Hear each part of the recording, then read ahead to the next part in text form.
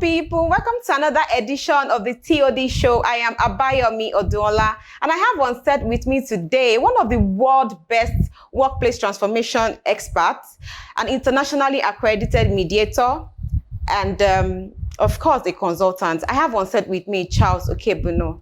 Hello, Mr. Charles. Good to be here, Oduola. Hi. It's nice to have you on set. Thank you for honoring our invitation. Great to be here. Yes, sir, can we meet you? Okay, my name is Charles Okeibunor. I'm a lawyer, I'm a mediator, I'm a negotiator. I am also a knowledge brand. Like I say, Wow. I like to create knowledge, I like to develop solutions, and I create models for institutions that help to improve their productivity. So basically, that's what I do. Oh, okay.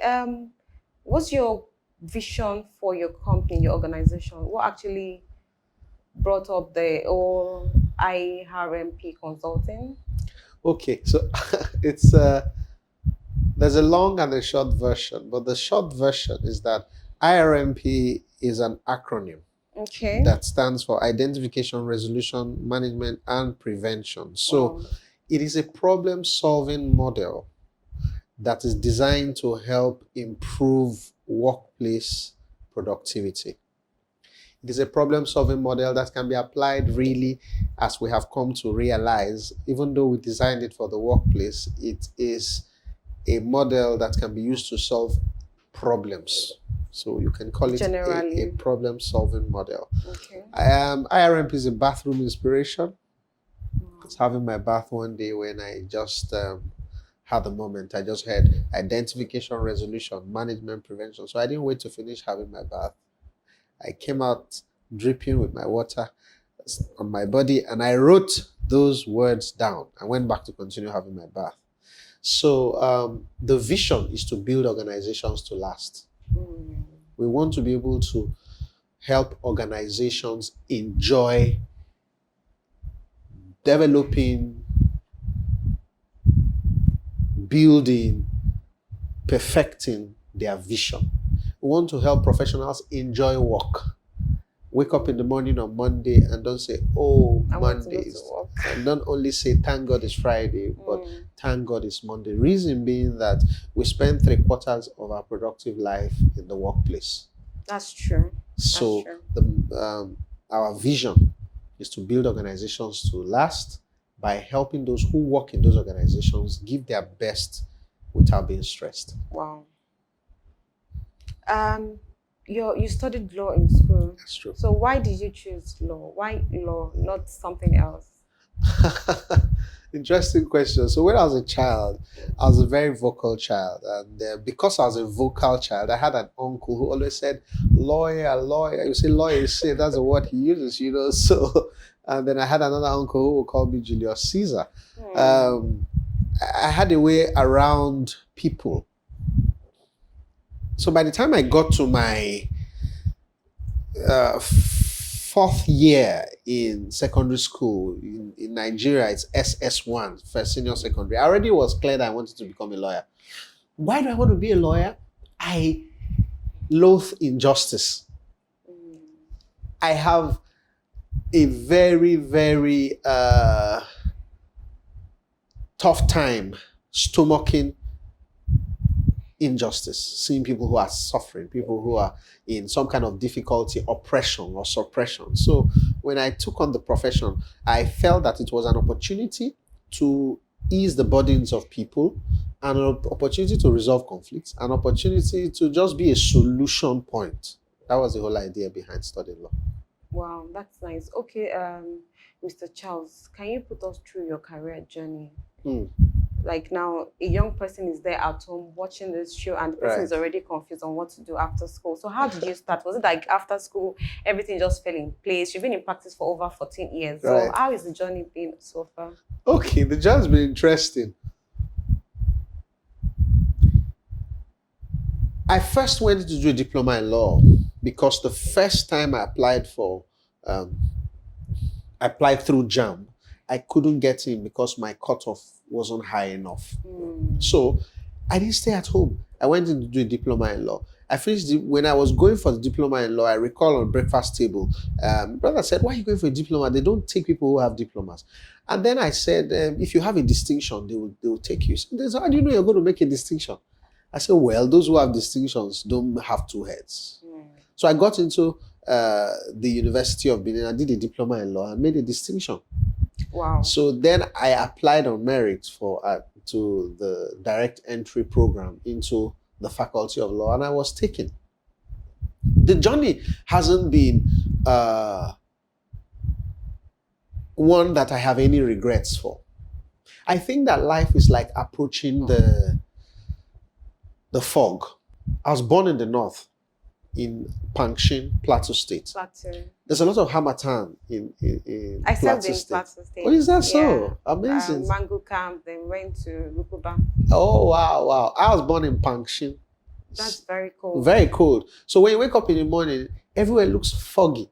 Now, but as you get closer and closer to the fog, it becomes clearer. If you stay farther and farther, it becomes darker. So that's the way my journey has been. Whatever I had to do, I did it with all my heart. And in the process of doing that, it became clearer. When I got into law, I thought of, okay, being an advocate, going to court, etc. But the more I studied law, by the time I got to my final year, I was clear that I didn't want to be a courtroom solution. I found out that litigation was not a solution to human relations. There should be a better way, another option outside litigation. And I had to write a project called Alternative Dispute Resolution. This was what led me to mediation. So I became an international accredited mediator. But even while studying mediation, I also discovered there was a better solution to mediation. So in law, two people sit, for example, a judge listens to them and then says, okay, you're right, you're wrong. So you leave either as a winner or as a loser. That's the trouble with litigation. You can't therefore go to court and come out as a loser and be saying, oh, it's okay, it's all right. Then in mediation, again, a third party sits. This time, the third party listens to both disputes and is trying to forge a win-win situation rather than a win-lose like you have in court. But then again, you realize that people really don't want third parties to get into their relationships, do they? So I developed a model that could help people improve their relationships without the involvement of third parties. If people understood human beings better, then they won't grind their gears. And if they don't grind their gears, then there'll be no need for a third party to get involved. If they were empowered to have that, what you call the difficult conversation, when things are going wrong in your relationship, instead of talking to somebody else, if you knew how to talk to the person who is really the reason behind the pain, then why do you need a third party? That's my journey so far. Okay, can we move into another aspect of the interview, which is discussion of a particular topic? I'd like you to discuss conflict management in business and relationship. The first thing is that conflict is inevitable. Sometimes we even disagree with ourselves. You take a decision and you say, oh, if I had known, I wouldn't have done it that way. So there's nothing wrong with conflict. It is an incidence of everyday life. So in business or in the workplace, it is important for you to prepare for it, to be armed with knowledge about it, than to pretend and avoid it.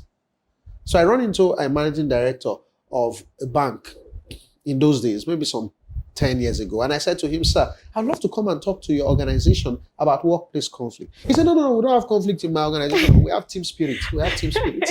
I didn't say you don't have team spirit.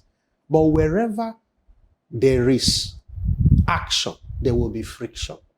True. The whole idea behind understanding it is to achieve cohesion. Let's disagree, agree, and not be afraid of disagreeing, otherwise we'll be deceiving each other. So that's what business people should know. There will be three windows of conflict. Conflict between staff, those you employ. There will be conflict between the business and customers. There will be conflict between those who are being managed and those who manage them within an organization. So you should have a mechanism to be able to deal with these conflicts, because any one of these windows can cripple the business or make easy things more difficult. Oh, those things will take longer time to Longer achieve. time frame. Organizations spend a whole lot of time and lose a lot of money in resolving conflicts that are mostly preventable. So the model, IRMP, identify. Because if you identify a problem at the root, it won't show you the fruit. That's true. Then when you identify correctly, then you'll be able to resolve the conflict effectively and efficiently. Because research has proven that many organizations resolve the conflict effectively but not efficiently. What's the difference now? The difference is they will spend more. I've resolved the conflict with 10 million when I should have resolved it with 1 million. So the conflict resolution there has been effective, but not efficient. Okay. So if you identify correctly, and the trouble is because of the identification. If you identify the apparent and inherent issues involved, then you can resolve it effectively and efficiently. If you also identify correctly, you may now decide that this conflict cannot be resolved. Instead of sweating and stressing on trying to resolve the conflict, you just go and manage it. That's the M. So you could actually resolve a conflict or manage it. Or manage it. In managing a conflict, you try to deal with the key elements of the conflict, the individuals involved, so that you can achieve the same result, even when they do not agree. That's where you find the difference between reconciliation and resolution. Many people focus on resolution. And they don't reconcile. So if you know you cannot resolve it, push for conciliation. What is the element of conciliation? Let's keep talking. Okay. Maybe we have 5 issues to deal with. And of these 5 issues, there is one that we have not resolved. Because of the 5, we sacrificed the 4. ASU was on strike for nearly a whole year. Sitting with the federal government, it's a case study. What are the real issues? What is the basis for staying at home for 1 year? On a singular matter, they chose to resolve all issues before going back to class. Can you deal with this while we work on this? No. And the reason is because elements of trust had broken down between the parties. So even in conflict management, you still have to have a level of trust? Oh, yes. That's the power of alternative dispute resolution. People have not given much regard to it because they say to yourself, there's no force of law behind it. What if we agree? And then you step out there and say, I've changed my mind. True. Okay, so what has happened is when you sit down and you resolve the issues, what we'll have is a settlement agreement that both of us sign. Signing that settlement agreement gives it the force of law. We can therefore decide to file that document in court. Assuming we have a case in court, for example, we can withdraw it and say we want to mediate. When we mediate, we reduce it into writing and then take it to court. It becomes a consent judgment. Wow, that's interesting. We need to go on a quick break, sir, and then we'll come back to discuss conflict management further. Sure. Already an interesting one for me. Thank you. We need to go on a quick break now and then come back to discuss further about conflict management with Charles Okeibunor. Break, and I still have on set with me the workplace transformation expert and of course the negotiator of our time. I still have with me Charles Okeibunor. Mr. Charles, I was enjoying that conversation about conflict management, and you made mention of the ASU as a case study. Right. Can you give us more insight about that? So a lot is involved. It's like an employer-employee relation. Legally, we are supposed to stand by our agreement. However, we know that there are a lot of factors that can influence the decision that we make. ASU has been taken for granted over the years by successive governments. There's been no investment in the agreement. What I mean is a government can make a whole lot of promises and then leave, and another government inherits the burden. Because government is a continuum, they can't pull out of that. The question is, come to Addendum, establish trust. I want your best interest at heart. ASU sits back and says, how do I trust you? When there is transparency, resolution is easier. In the absence of transparency, it is difficult to resolve even the most minutest conflict. So I will say that because ASU does not trust the federal government, negotiations always deadlock. Now, people will say the children at home, they are not going to school, it's taking years. I wouldn't want to blame the government. I wouldn't even want to blame ASU. So rather than blame either of them, I will blame both of them. It's about improving your negotiation skills. Positional bargaining is only looking at the problem from your perspective. And when you look at a conflict from your perspective, you're not going to resolve it. You write 6. If you're on the other side, you see 9. I see 6. And I'm saying it's 6. You say, no, it's 9. I say it's 6. You say, no, it's 9. And they're both right. I need to move to the other side. I say, okay, you're seeing 9.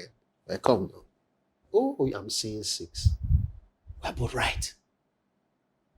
So how can we be right without standing on our rights alone?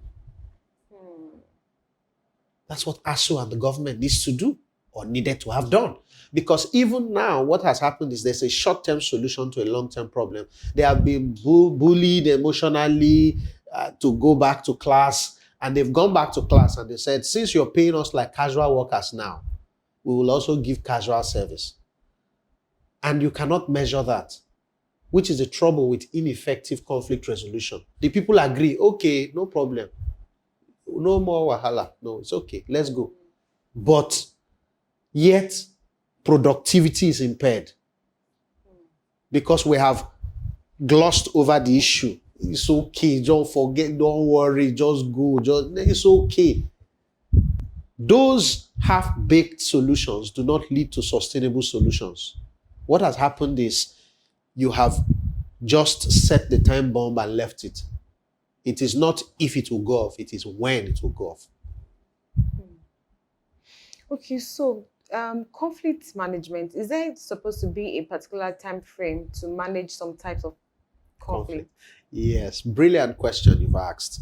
There are certain conflicts that must be nipped in the bud almost immediately because conflict is like a fire. If you don't quench it when it's small, when it grows big, then you need firefighters. So the whole lot, this happens in relationships, it happens in the workplace, it happens in organizations, it happens even between countries. They see it and they ignore it, hoping it will go away. No, conflicts don't just go away. They have to be resolved or managed. So that's the P there in IRMP. P is either I'm preventing the occurrence of the conflict, haven't identified it, that these two people can work together, or this thing is going to create an issue later. Let's sign off this thing now, or let's talk about it now. I can prevent the occurrence of a conflict or prevent the reoccurrence. Let's say I come in and it's already happened. I say, okay, let's deal with it now. But look, this will happen again. Just like ASU. Yeah. They've asked them to go back to class. All issues are not yet resolved.